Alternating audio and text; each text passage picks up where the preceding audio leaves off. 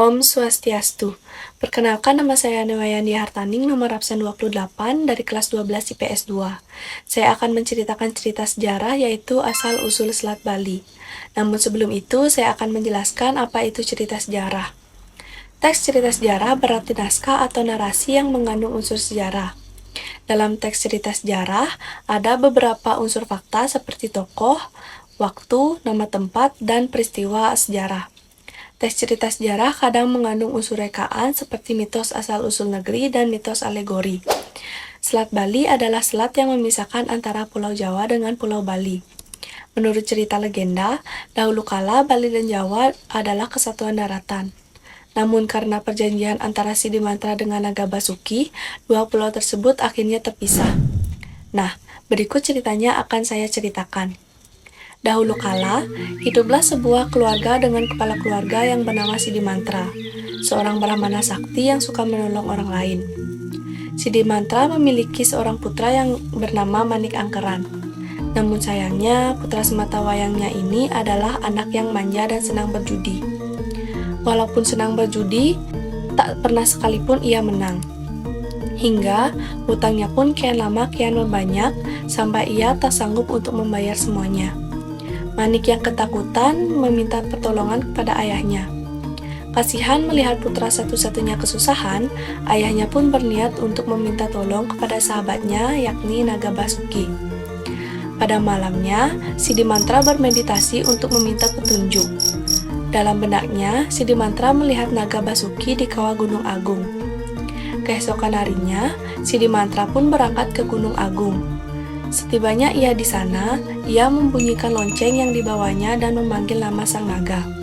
Tak lama, Naga Basuki muncul. Sang naga mengerti kesulitan yang dihadapinya dan menggeliatkan tubuhnya. Beberapa butir sisik dari emas dan berlian lepas dan melompat ke arah Sidimantra.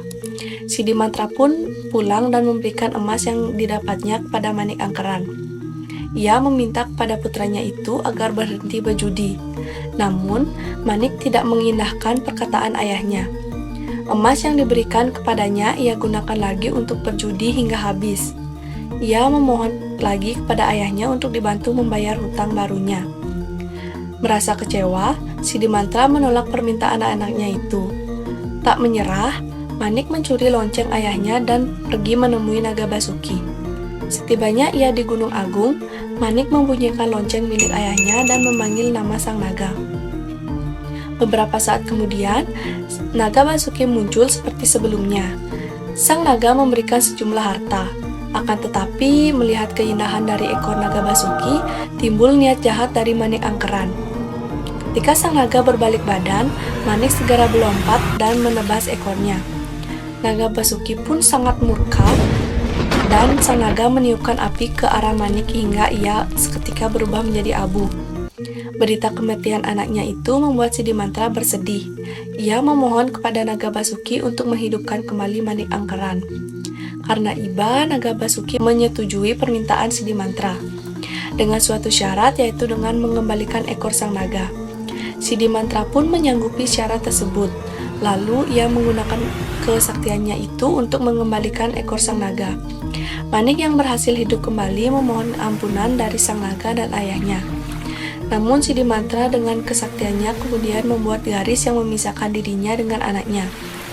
Garis itu lama-kelamaan makin besar hingga berubah menjadi laut yang memisahkan daratan itu menjadi Pulau Jawa dan Pulau Bali.